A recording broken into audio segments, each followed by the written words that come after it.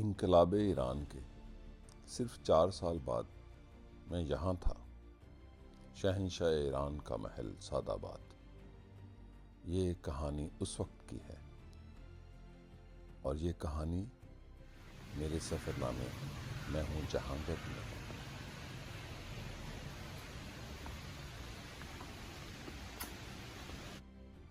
اجڑا ایرانی شاہی محل، قطار میں کھڑے ہو کر چند سکوں کے عوض داخلے کے ٹکٹ لیے نیاوران محل کا محافظ قطار میں کھڑے سب زائرین کے سامنے اسے عبرت گاہ قرار دے رہا تھا۔ شہنشاہ جو خود تو محل میں رہتا تھا اور اس کے کھلیانوں میں ہل چلانے والے دہقان مٹی کے مکانوں میں، سونے کے چمچ اور برتن استعمال کرنے والا بادشاہ جس کا سر ہر وقت تنا رہتا تھا، تکبر بھرا سر، محلات کا جال بچھانے والا شہنشاہ، خدا نے جس کے لیے اپنی سرزمین تنگ کر دی، دنیا کے قیمتی ترین ریشم سے بنے قالین اور ریشمی قیمتی اونی نرم و گداز بستر، محلات کے اندر دنیا کی قیمتی ترین گاڑیاں اور ذاتی ہیلی کاپٹرز۔ وہ مغرور شہنشاہ سگے امریکہ 4 سال قبل 16 جنوری 1979 کو یہاں سے مفرور ہوا۔ یہ محل جائے عبرت ہے، محافظ نے رقت انگیز انداز میں اہل قطار سے خطاب کیا۔ سب کے چہرے غم اور غصے کی عکاسی کرنے لگے۔ میں بھی کم بےتاب نہ تھا۔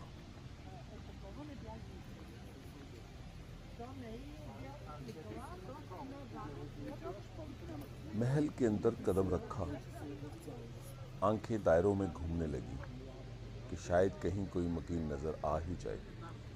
تصورات میں سب گھوم رہا تھا، شہنشاہ ایران اسی لان میں چہل قدمی کرتا ہوگا، اپنی ملکہ کے ساتھ درباریوں سے یہی ملتا ہوگا۔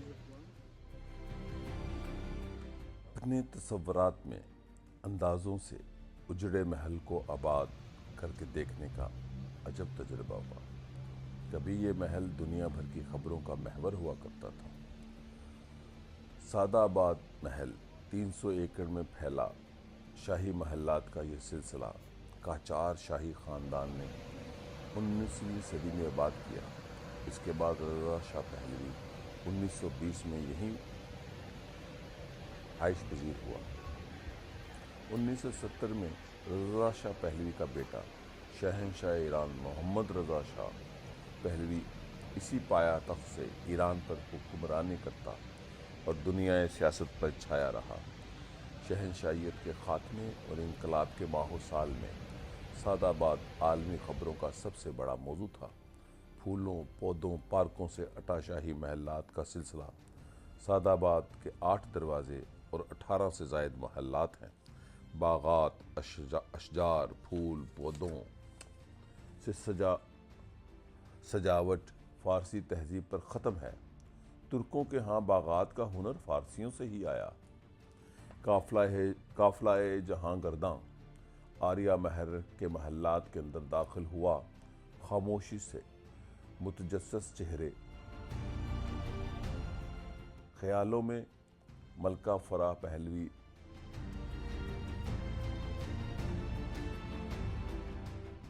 ان پارکوں میں ٹہلتی نظر آئیں جو پیشے کے لحاظ سے معمار ہیں۔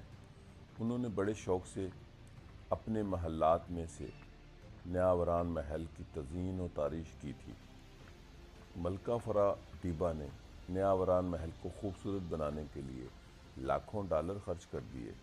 محل کے ایک حصے میں دنیا بھر سے اکٹھے کیے گئے قیمتی فن پارے سجائے گئے ہیں۔ محل کا یہ حصہ شاہی گیلری تھی، یہ دریچہ جہان کہلاتی تھی۔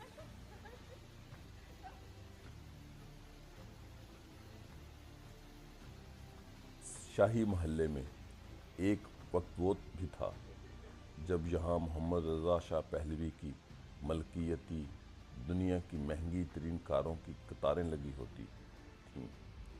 مشرق وسطیٰ کی سیاست کے کئی بڑے فیصلے انہی محلات کے اندر ہوئے۔ शहनशाह ईरान मोहम्मद रज़ा शाह पहलवी बड़े गरूर से यहाँ अपने मुल्क पर हुक्मरानी और मशरक़ वस्ती पर अपना आर्डर कायम किए हुए था। अमरीकी इम्पीरियलिज़म का सबसे अहम मोहरा जो मशरक़ वस्ती की सियासी शतरंज उलट देने की ताकत रखता था, इसकी धाक 4 सू थी।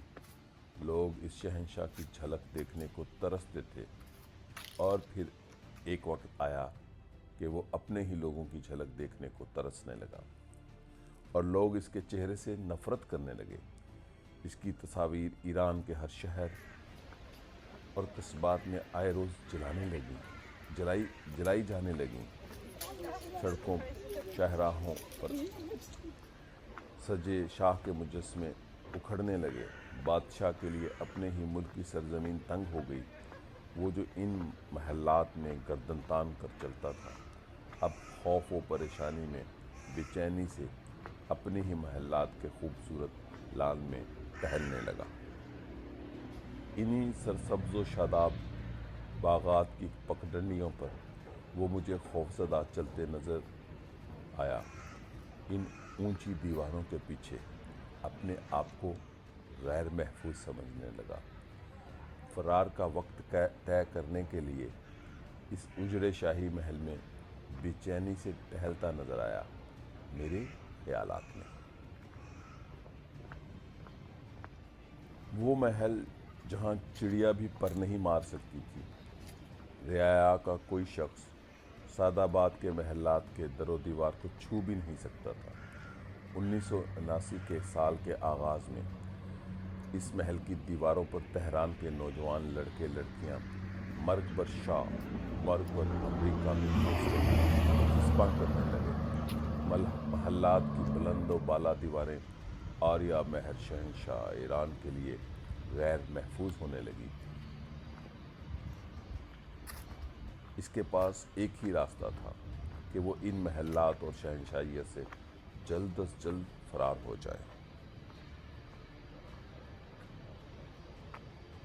आबाद के महल्लात में घूमते हुए सियासत ईरान मेरे सर पर सवार हो चुकी थी। इर्द गिर्द का शाही माहौल का ज़ौक़ मेरे जहन में बरपा सियासी सवालात व जवाबात की नज़र हो चुका था कि यकायक शाही महल्लात जो अब अजायब खानों में बदल चुके थे।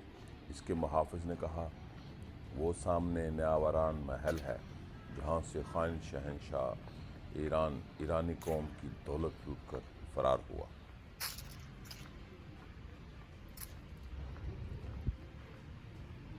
अब हम आप सब गश्तगीरों यानी सयाहों को इसके एक महल काग़े सफ़ेद लिए चलते हैं जिसकी आराइश व तज़य्युन पर मलका फरादीबा ने ईरान के गरीबों की कमाई लुटा दी। एक मंजर ने मुझे चौंका दिया। न्यावारान महल के दरवाजे के बाहर एक बड़े मुजस्मे की सिर्फ टांगें थी। मुजस्मे के पाँव में लांग बूट। इस आहनी मुजस्मे का टांगों से ऊपर का हिस्सा इंकलाब की नज़र हो गया। मोहम्मद रज़ा शाह पहलवी का मुजस्मा।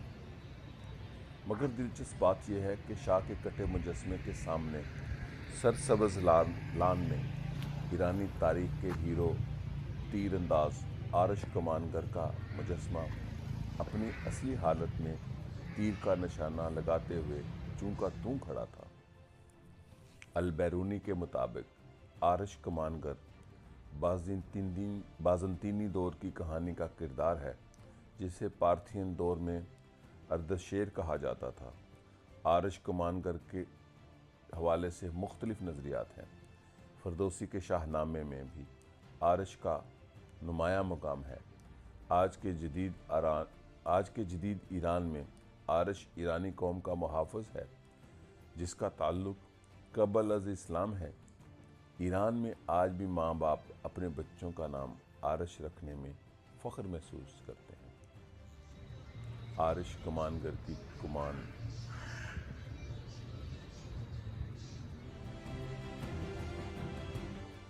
इस्लामी इंकलाब के लिए किसी ख़तरे का बायस नहीं।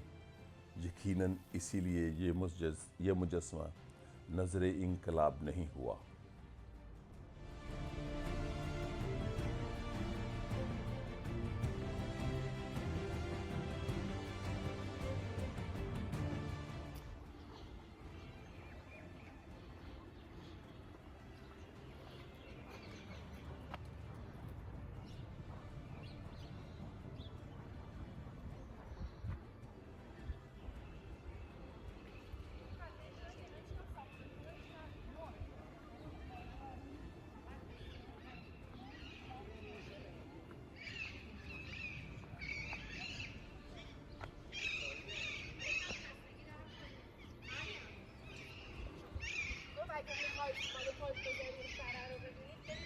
یہ کاخ سفید ہے جسے کاخ ملت بھی کہتے ہیں. میں ہوں جہاں گرد میں اس کا بڑا خاص ذکر ہے.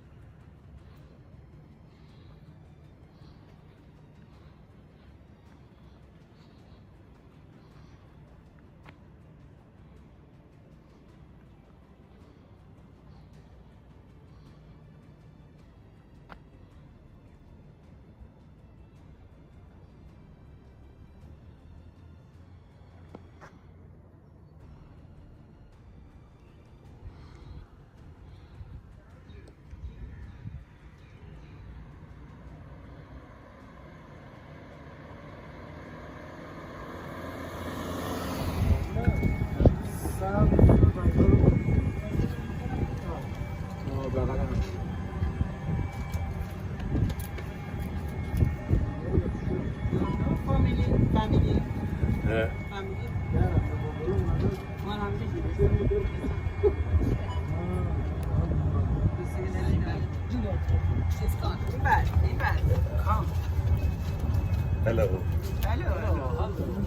I'm fine. Thank you. Thank you. آقا. ترکیبی من فارسی و عربی و انگلیسی و اینا.